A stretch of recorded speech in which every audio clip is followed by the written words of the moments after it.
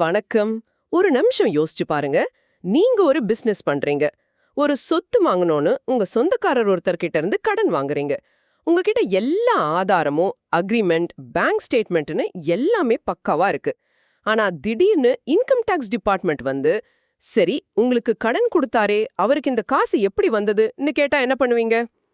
ஒரு கடன் பரிவர்த்தனையில நம்மளோட பொறுப்பு எவ்ளோ தூரம்? இன்னைக்கு நாம பார்க்க போற இந்த விஷயம் இத பத்தி ரொம்ப தெளிவா நமக்கு விளக்கும்.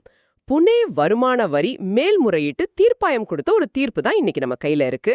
இதுல தவல் வினோத் காடா அப்படிங்கிற ஒருத்தர் தனக்கு வந்த 1,62,00,000 ரூபாய் கடனை பத்தி விளக்கம் கொடுக்கறாரு. ஆனா அதிகாரி அதை ஏத்துக்கல. ஆமா.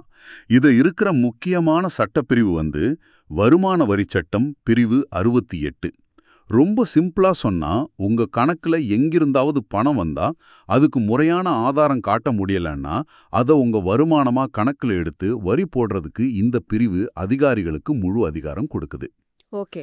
இந்த கேஸ்ல திரு காடா என்ன சொல்றாருன்னா, ஒரு நிலம் வாங்குறதுக்காக மணிலால் காடா அப்படிங்கிறவர்கிட்ட இருந்து அந்த 1.62 கோடி ரூபாய வட்டி இல்லாத கடனா வாங்கினேன் அப்படின்னு சொல்றாரு. ஒரு கடன் சட்டப்படி சரின்னு நிரூபிக்க 3 விஷயம் ரொம்ப முக்கியம்னு சொல்லுவாங்க இல்லையா? ஆமா. கடன் கொடுத்தவரோட அடையாளம், அப்புறம் அவரோட கடன் தகுதி, பின்ன அந்த பரிவர்த்தனையோட உண்மைத்தன்மை. இது 3யும் அவர் நிரூபிச்சிட்டாரா? அங்கதான் விஷயமே ஆரம்பிக்குது. அவர் இந்த 3க்குமே எல்லா டாக்குமெண்ட்ஸையும் கொடுத்து நிரூபிச்சிட்டாரு. எல்லாத்தையும் கொடுத்த பிறகும் ஏன் அதிகாரி ஏத்துக்கல? அப்ப வேற ஏதோ ஒரு சிக்கல் இருந்திருக்கணும். கரெக்ட். அதிகாரி அதோட நிறுத்தல. அவர் என்ன பண்ணாருன்னா, கடன் கொடுத்தாரு அந்த மணிலால் காடா அவரோட பேங்க் அக்கௌண்ட்டை எடுத்து பார்த்திருக்காரு. ஓஹோ. அப்பதான் தெரிஞ்சது அந்த 1.62 கோடி ரூபாய் அவருக்கு அவரோட மனைவி நீதா காடா கிட்ட இருந்து வந்திருக்கு. சரி. இன்னும் கொஞ்சம் ஆழமா போய் பார்த்தப்போ அந்த நீதா காடாவுக்கு அந்த பணம் எங்கிருந்து வந்ததுன்னா, தவல் காடா யாரிடம் இருந்து அந்த நிலத்தை வாங்க போனாரோ அதே விற்பனையாளர்கள் கிட்ட இருந்து கடனா வந்திருக்கு. ஒரு நிமிஷம், இது கொஞ்சம் குழப்பமா இருக்கு. அதாவது நிலத்தை வித்தவங்க கிட்ட இருந்து பணம் கிளம்பி மனைவி மூலமா கணவருக்கு வந்து அங்கிருந்து நிலம் வாங்குறவருக்கு கடனா போயிருக்கு. ஆமா. இது ஒரு சர்க்கிள் மாதிரி இல்லையா? பணம் ஒரு சுற்று சுற்றிட்டு திரும்பவும் அதே இடத்துக்கு வருது. சரியா சொன்னீங்க. அதனாலதான் அதிகாரி இது ஒரு சுற்றுப்பாதை பரிவர்த்தனை, அதாவது சர்க்குலர் டிரான்சாக்ஷன் சந்தேகப்பட்டார். இது கணக்கில் வராத பணத்தை கடன் மாதிரி காட்டி ஹஃபா பாக்குறதுக்கான ஒரு ஏற்பாடுன்னு அவர் முடிவு பண்ணிட்டார். அதனால அந்த பணத்தை ஆமா, அந்த 1.62 கோடி ரூபாயும் தவல்காடாவோட வருமானமா கணக்குல சேர்த்து வரி விதிச்சிட்டார். இது பாக்குறதுக்கு அதிகாரி பக்கம் நியாயம் இருக்கிற மாதிரி தான் தெரியுது. அப்புறம் எப்படி தீர்ப்பாயம் இது ஏத்துக்கல? தீர்ப்பாயம் இந்த வாதத்தை நிராகரிக்க 2 முக்கிய காரணங்களை சொன்னாங்க. மொதல் காரணம் கொஞ்சம் சுவாரஸ்யமானது. என்ன அது? தவல்காடாவோட சகோதரரும் அதே சொத்துல பாதிய வாங்குறதுக்கு இதே மாதிரி தான் ஒரு கடனை வாங்கியிருந்தார். ஆனா அவர் மேல மட்டும் எந்த நடவடிக்கையும் எடுக்கப்படல. ஒரே மாதிரி பரிவர்த்தனைக்கு 2 பேருக்கு 2 விதமான அணுகுமுறைங்கிறது தப்புன்னு தீர்ப்பாயம் சுட்டிக்காட்டுச்சு. ஓகே, இதே நடைமுறை பிழை. ஆனா சட்டப்படி முக்கியமான காரணம் என்னவா இருந்துச்சு? அதுதானே முக்கியம். அதுலாம் அந்த வழக்கோட மையப்புள்ளி.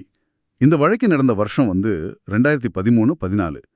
அப்போ சட்டத்தின்படி கடன் வாங்குற நீங்க உங்களுக்கு கடன் கொடுத்தவரோட ஆதாரத்தை, அதாவது சோர்ஸின் நிரூபிச்சா மட்டும் போதும். அதாவது மணிலால் காடா கடன் கொடுக்க தகுதியானவர்னு சொன்னா போதுமா? ஆமா. ஆனா அந்த மணிலால் காடாவுக்கு பணம் எங்கிருந்து வந்தது, அதாவது ஆதாரத்தின் ஆதாரம் அல்லது சோர்ஸ் ஆஃப் த சோர்ஸ் பத்தி விளக்க வேண்டிய கட்டாயம் கடன் வாங்கினவங்களுக்கு இல்ல. அப்போ இந்த ஆதாரத்தின் ஆதாரம் பத்தி கேக்குறதுக்கு அந்த நேரத்துல சட்டத்துல இடமே இல்லையா? அந்த நேரத்துல இல்ல. இந்த விதிமுறை அதாவது பாதுகாப்பு இல்லாத கடன்களுக்கும் ஆதாரத்தின் ஆதாரம் பற்றி விளக்கணுங்கிற சட்ட திருத்தம் 2022 தான் கொண்டு வரப்பட்டது. ஓ அப்படியா? அதுவும் ஏப்ரல் 1, 2023 இருந்து தான் நடைமுறைக்கே வந்தது. அதனால இந்த பழைய வழக்குக்கு அந்த புது சட்டம் பொருந்தாதுன்னு தீர்ப்பாயம் ரொம்ப தெளிவா சொல்லிருச்சு. அதனால திரு காடா கேஸ்ல ஜெயிச்சிட்டார். ஆஹா, இது ஒரு பெரிய விஷயம். அப்போ இந்த தீர்ப்புல இருந்து ஒரு தொழில் முனைவரா நீங்க புரிஞ்சுக்க வேண்டியது என்ன? முக்கியமான பாடம் இதுதான். சட்டம் மாறிவிட்டது. திரு காடா பழைய சட்டத்தின் அடிப்படையில ஜெயிச்சிட்டாரு. ஆனா இன்னைக்கு தேதியில நீங்க இதே மாதிரி ஒரு கடன் வாங்கினா உங்களுக்கு கடன் கொடுத்தவருக்கு அந்த பணம் எப்படி வந்ததுங்கிற ஆதாரத்தின் ஆதாரம் சம்பந்தமான எல்லா கேள்விகளுக்கும் பதில் சொல்ல தயாரா இருக்கணும். அப்போ இப்ப இருக்கிற பிசினஸ் ஓனர்ஸ் ரொம்ப கவனமா இருக்கணும். கண்டிப்பா. உங்க நிதி பதிவுகள் ரொம்ப தெளிவாகவும் வெளிப்படையாகவும் இருக்க வேண்டியது முன்னை விட இப்போ ரொம்ப ரொம்ப அவசியம்.